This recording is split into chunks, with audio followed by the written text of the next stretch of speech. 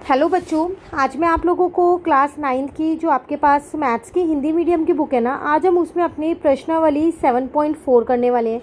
Last class में हमने अपनी प्रश्नावली 7.3 कंप्लीट कर ली थी। देखो, इस प्रश्नावली में आपके पास दो क्वेश्चन है, यहाँ पर क्वेश्चन नंबर 1 और क्वेश्चन नंबर 2 बस। ठीक है, यहाँ पर आपको क्या करना पड़ेगा, जो आपके पास ट्री मेथड होता है ना, वृक्ष रेखा खींचिए, वो वाला मेथड इसके अंदर आपको लगाना है। करना कैसे है वो यहाँ देखिए। देखो, क्वेश्चन नंबर 1 में आपसे क्या कह रहे हैं, यहाँ पर ए और बी फलों की दो टोकरियाँ हैं। टोकरी ए में एक सेब और दो संतरे हैं। टोकरी बी में एक केला और एक आम है। कह रहे हैं ए और बी ना फलों की दो टोकरियाँ हैं आपके पास, जिसमें टोकरी ए में जो फल हैं वो सेब और संतरे हैं, मतलब उसमें एक सेब है और दो संतरे हैं। और जो टोकरी बी है ना, उसमें एक केला है और एक आम है। आप यादृच्छिक रूप से प्रत्येक टोकरी से एक फल निकालते हैं। आप दोनों टोकरी में से खुद से एक फल निकाल रहे हैं, मतलब देख नहीं रहे, बिना देखे एक फल निकाल रहे हैं। अब देखो, टोकरी ए से जब आपने एक फल निकाला तो उसमें एक सेब दो संतरे हैं, तो कुछ भी आ सकता है, सेब भी आ सकता है, संतरा भी आ सकता है। उसी तरीके से जब आपने टोकरी बी से निकाला तो उसमें एक केला एक आम है, तो केला भी आ सकता है और आम भी आ सकता है। ठीक है, आपसे क्या पूछ रहे हैं यहाँ पर, फलों के सभी संभावित युग्मों को दर्शाते हुए एक वृक्ष आरेख खींचिए। तो आपको क्या करना है, सारे फल दिखाने हैं और उसके जितने भी संभावित युग्म, मतलब जितने भी जोड़े, जितने भी पेयर बन सकते हैं, वो आपको दिखाना है पहले पार्ट में। दूसरे पार्ट में आपको क्या करना है, एस निकालना है, प्रतिदर्श समिष्ट को सूचीबद्ध कीजिए। तीसरे पार्ट में क्या करना है, एक सेब और एक केला निकालने की प्रायिकता क्या होगी वो बतानी है। तो एक ही क्वेश्चन में आपसे 3 क्वेश्चन यहाँ पर पूछे गए हैं। तो सबसे पहले अगर मैं यहाँ पर देखूँ तो सबसे पहले मैंने जो वो मुझसे पूछा था कि वृक्ष आरेख बनाइए, तो वो मैंने यहाँ बना दिया। अब कैसे बनाया है उसको ध्यान से समझिएगा आप। देखो, मेरे पास टोकरी ए थी, एक मेरे पास टोकरी बी थी। ठीक है, टोकरी ए में मेरे पास एक सेब था, दो संतरे थे। तो टोकरी ए में मैंने यहाँ एक सेब लिख दिया। ठीक है, एक सेकेंड, इसको हटा देते हैं। यहाँ पर मैंने एक सेब लिख दिया और दो संतरे हैं, तो मतलब संतरा 1 और संतरा 2 करके लिख दिया। अगर मैं इनकी प्रायिकता की बात करूँ, सेब की प्रायिकता, अगर सिर्फ टोकरी ए की अभी मैं बात कर रही हूँ, तो सेब की प्रायिकता क्या होगी, उस टोकरी में कुल मिला के 3 फल हैं, सेब 1 है, तो 1/3 होगी। संतरे की क्या प्रायिकता होगी, एक संतरा निकालने की, तो कोई सा भी एक संतरा आ सकता है, तो उसकी प्रायिकता भी 1/3 ही होगी, संतरा निकालने की भी, और सेब की भी 1/3 होगी। ठीक है, अब टोकरी बी में एक केला और एक आम है, तो क्या हो सकता है, ऐसा हो सकता है आपने टोकरी ए से एक सेब निकाल लिया और एक केला निकाल लिया हो टोकरी बी से, तो एक परिणाम ये आ जाएगा सेब प्लस केला। पर ऐसा भी हो सकता है आपने टोकरी ए से तो सेब ही निकाला, लेकिन टोकरी बी से आम निकाला है सेब केले की जगह, तो सेब प्लस आम जो है वो दूसरी आपका परिणाम आ गया। पर ऐसा भी हो सकता है कि टोकरी ए में से सेब निकला ही ना हो, एक संतरा निकला हो, और टोकरी बी से केला निकला हो, तो संतरा प्लस केला एक परिणाम आ गया। पर संतरे के साथ आम भी तो आ सकता है टोकरी बी से, तो संतरा प्लस आम जो है वो एक और परिणाम आ गया। अब टोकरी ए में 2 संतरे थे, ऐसा हो सकता है दूसरा संतरा हो, तो उसका भी केले और आम के साथ एक एक परिणाम, एक एक युग्म यहाँ बना दिया। तो ये तो मेरा वो बन गया मेथड, जो मुझे यहाँ पर बोला गया था आकृति बनाने के लिए, वो ये मेरी पूरी बन गई। टोकरी बी में एक केला और एक आम था, तो प्रायिकता 1/2 1/2 1/2 ही होगी, तो वही मैंने यहाँ लिख दी। ये क्लियर हो गया, फर्स्ट पार्ट है। आपको ये प्रॉपरली पूरा ऐसे ही ड्रॉ करके आना है अपने एग्ज़ाम में। ठीक है, सेकेंड पार्ट में आपसे क्या कह रहा था यहाँ पर कि आपको क्या करना था, प्रतिदर्श समिष्ट निकालने थे। तो क्या क्या है, सेब प्लस केला, सेब प्लस आम, संतरा प्लस केला, संतरा प्लस आम, संतरा 2 प्लस केला, संतरा 2 प्लस आम।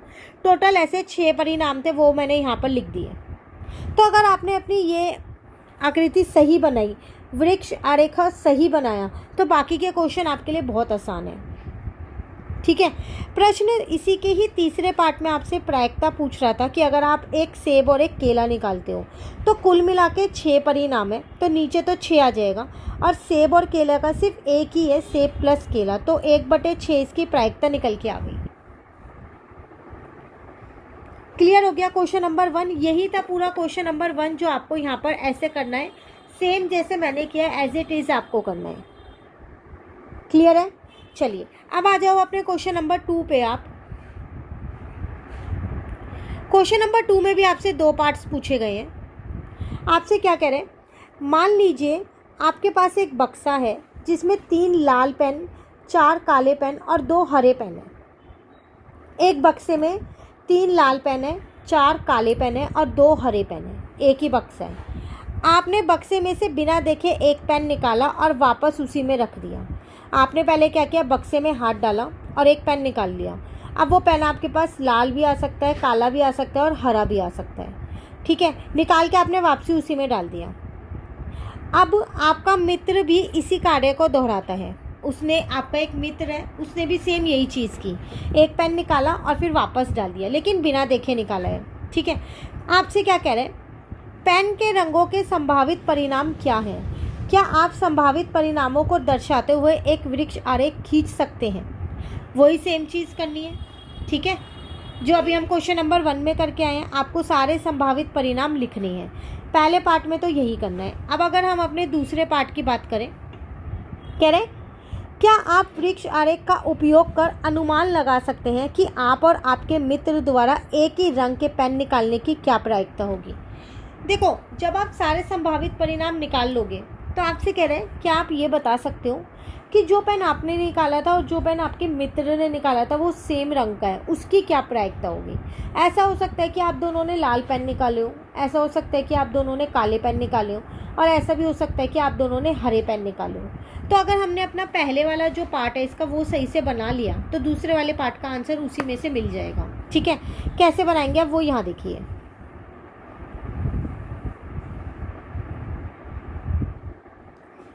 अब वो आपसे यहाँ पर क्या कह रहे हैं, चूंकि आप और आपका मित्र लाल, काला या हरे पेन में से कोई सा एक पेन चुनता है तो उसके संभावित परिणाम क्या क्या हो सकते हैं?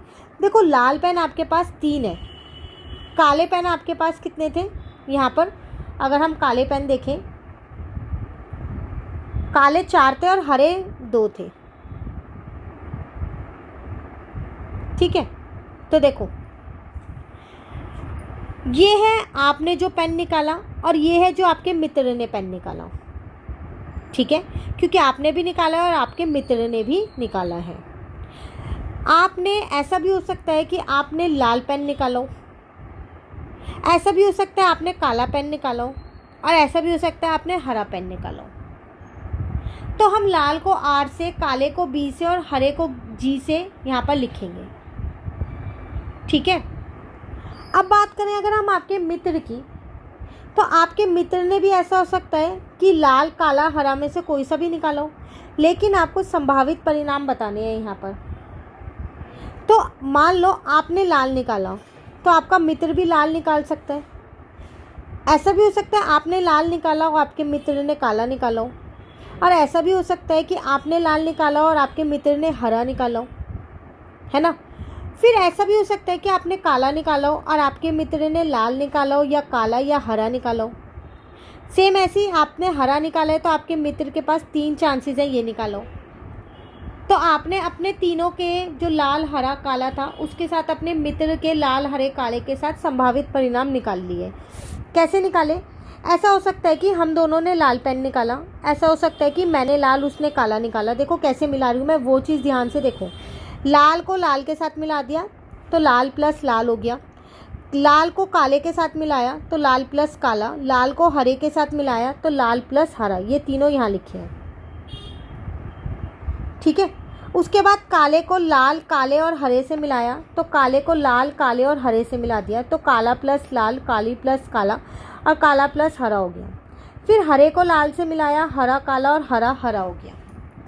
तो यही सारे संभावित परिणाम हो सकते हैं कि आपके और आपके मित्र ने जो पेन निकाला है वो इस तरीके से निकाला होगा। यहाँ तक क्लियर हो गया। उसके बाद अगर आप यहाँ पर देखो तो मैंने ये कुछ नंबर्स लिख रखे हैं। क्या है ये? देखो, कुल मिला के 9 पेन थे उसके अंदर, 3 लाल थे, 4 काले थे और 2 हरे थे। तो लाल पेन आने की प्रायिकता है 3/9। तो मैंने लाल, जहाँ जहाँ लाल लिखा है जैसे ये है वहाँ पर 3/9 लिखा है। काले आने की प्रायिकता है 4/9 क्योंकि 4 पेन थे, तो वो हो जाएगी 4/9। ठीक है ना। हरे आने की क्या प्रायिकता होगी, 2/9, क्योंकि वो जो है आपके पास 2 पेन थे, ठीक है। तो इसलिए वो मैंने यहाँ पर सबकी प्रायिकता लिख रखी है। क्लियर हो गया। अब आपसे यहाँ पर ये बोल रहा था कि आपने यहाँ पर ये सारा एस निकाल लिए कि कितने हैं, संभावित परिणाम निकाल लिए आपके पास कितने हैं। तो 3 + 3 + 3 टोटल संभावित परिणाम आपके पास कितने हैं, 9 है। First part clear. Second part में आपसे वो क्या कह रहा था यहाँ पर कि आप ये बता सकते हो कि दोनों जनों ने एक जैसे रंग के पेन चुना हो, उसकी क्या प्रायिकता है। तो अगर आप यहाँ पर ध्यान से देखो, यहाँ पर आपसे कह रहा है कि आप और आपके मित्र ने जो है वो एक ही रंग का पेन चुना है। तो या तो आपने दोनों ने लाल चुना होगा, या दोनों ने काला चुना होगा, या दोनों ने हरा चुना होगा। तो 3 ही चांसेस हैं, 3 ही परिणाम है ऐसे, है ना। अब यहाँ पर आप डायरेक्ट ये नहीं लिख सकते कि 3 परिणाम है और कुल परिणाम 9 है, तो 1/3 इसकी प्रायिकता आ गई। नहीं, क्यों? क्योंकि आर की जो प्रायिकता है वो है 3/9, फिर दूसरे आर की प्रायिकता हो गई 3/9। तो आपको इसको ऐसे सॉल्व करना पड़ेगा प्रॉपरली। कैसे करना पड़ेगा वो यहाँ देखो, यहाँ पर मैंने लिखा पी का मतलब है प्रायिकता, ठीक है। ऐसी पी काले वाले की क्या प्रायिकता है, और यहाँ पर पी हो जाएगा कि हरे वाले की क्या प्रायिकता है। तो आपको पता है आर वाले की प्रायिकता है 3/9, तो इंटू में 3/9, ठीक है। काले वाले की प्रायिकता थी 4/9, तो इंटू में 4/9। हरे वाले की प्रायिकता थी 2/9 और 2/9। क्लियर, ठीक है। अब यहाँ से P हटा दो, ये आपको पता चल गया कि प्रायिकता है। तो यहाँ पर आ जाएगा आपके पास 9/81, यहाँ आ जाएगा 16/81, और यहाँ आ जाएगा 4/81। तो हम तीनों को जोड़ सकते हैं क्योंकि इन तीनों का हर जो है वो एक जैसा है। तो इसका मतलब 29/81 जो है वो आपकी क्या आ गई, वो प्रायिकता आ गई जब दोनों ने एक जैसे रंग को चुना होगा। ठीक है, क्लियर हो गया यहाँ तक। ये रहा आपके पास वो क्वेश्चन। क्लियर, तो ये था आपके पास। या आप इसे 29/81 भिन्न में लिखो, या फिर आप इसे दशमलव में निकाल दो, बात एक ही है। क्लियर हो गया।